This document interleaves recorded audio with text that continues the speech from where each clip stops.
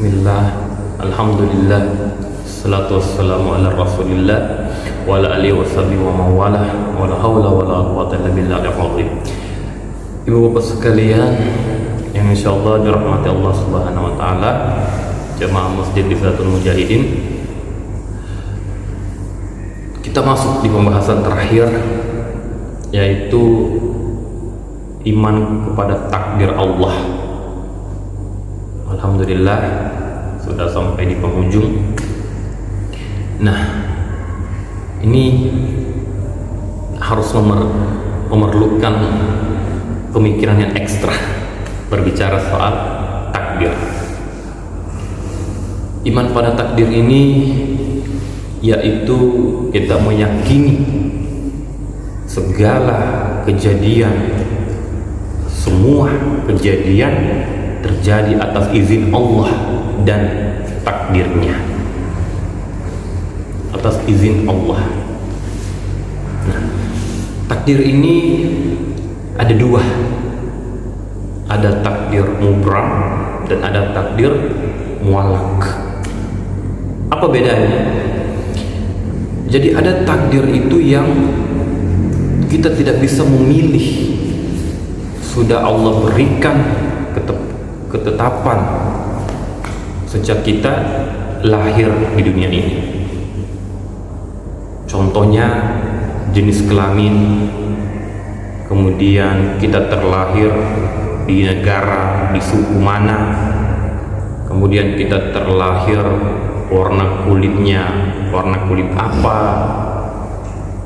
kita terlahir apakah sebagai seorang Bugis, Pandan, atau orang Jawa.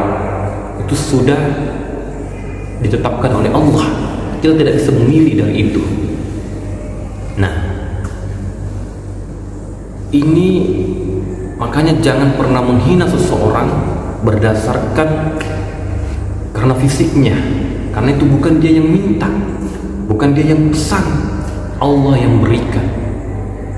Kalau kita menghina orang berdasarkan fisik, berdasarkan sukunya, warna kulitnya, sama saja kita menghina Allah subhanahu wa ta'ala. Mengapa? Karena itu semua Allah yang memberikan, Allah yang menetapkan. Nah, inilah takdir yang tidak bisa kita pilih. Nah, kemudian takdir selanjutnya ada takdir mu'allak, artinya usaha dan ikhtiar manusia ikut di dalamnya, seperti dalam hal kecerdasan, kepandaian, rezeki, itu ada ikhtiar kita di dalamnya.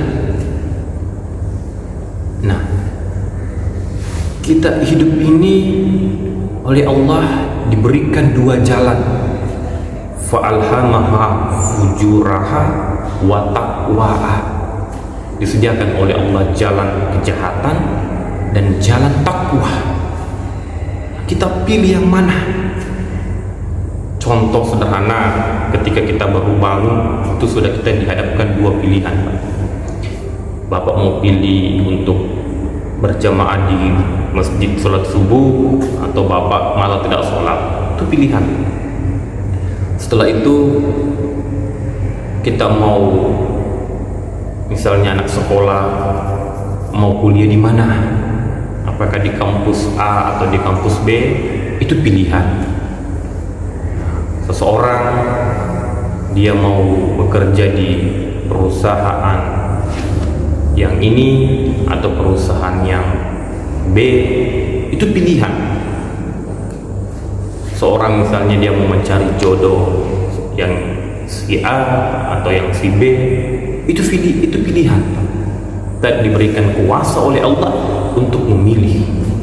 Nah, Allah memberikan kita modal untuk menentukan pilihan yang baik. Apa modal itu? Allah kasih kita hati, Allah kasih kita akal, Allah kasih kita tangan, mata. Pilih jalan yang takwa, jalan yang diridhoi Allah. Jangan memilih jalan yang dimurkai oleh Allah Subhanahu wa taala. Gunakan akal, gunakan hati ini untuk memilih jalan-jalan yang diridhoi oleh Allah Subhanahu wa Ta'ala.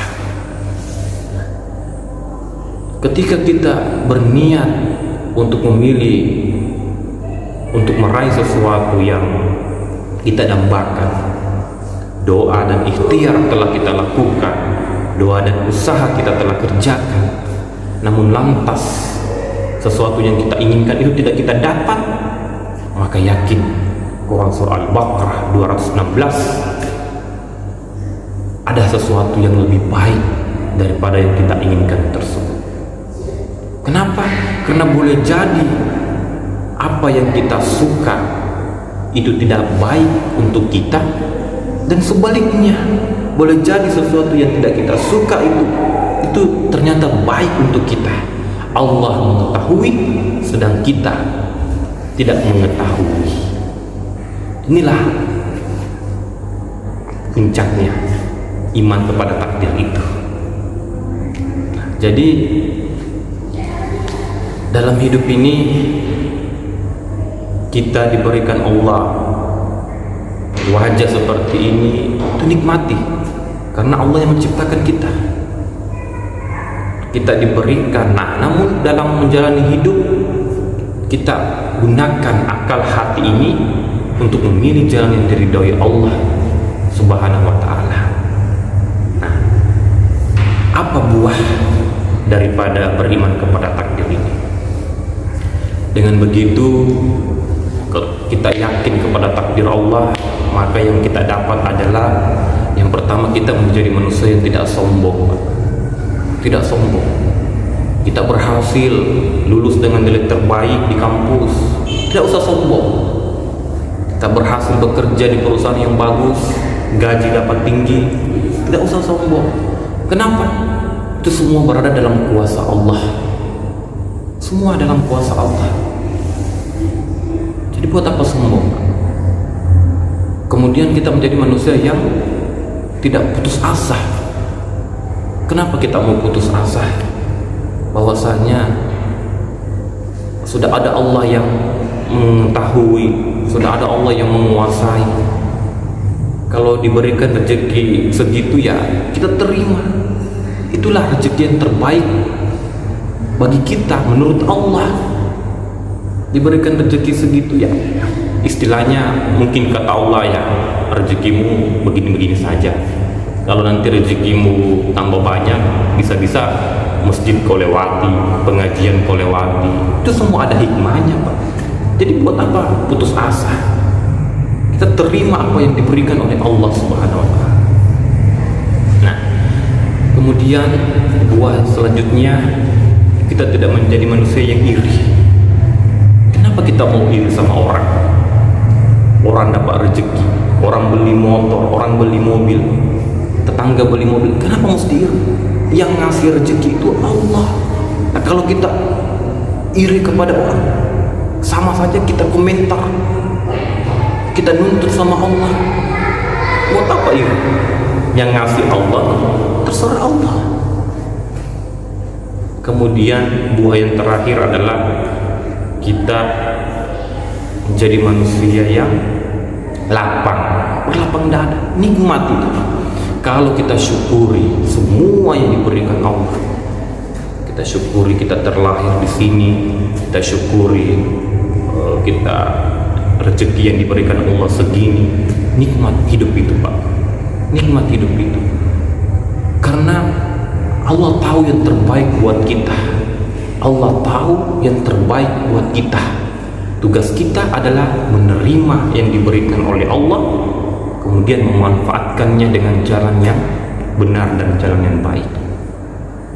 InsyaAllah dengan itu kita bisa, hati akan menjadi tenang, legowo. Bapak sekalian yang InsyaAllah dirahmati Allah, inilah pertemuan kita dari masjid ini, membahas mengenai rukun iman, dari rukun iman pertama sampai yang keenam. Semoga bisa menambah manfaat kepada ibu bapak sekalian dan kita amalkan dalam kehidupan kita sehari-hari. Iman itu kita amankan dan simpan dalam hati, kita ucapkan dan kita aplikasikan dalam kehidupan kita. Wallahu muwaffiq ila aqwamit thoriq. Assalamualaikum warahmatullahi wabarakatuh.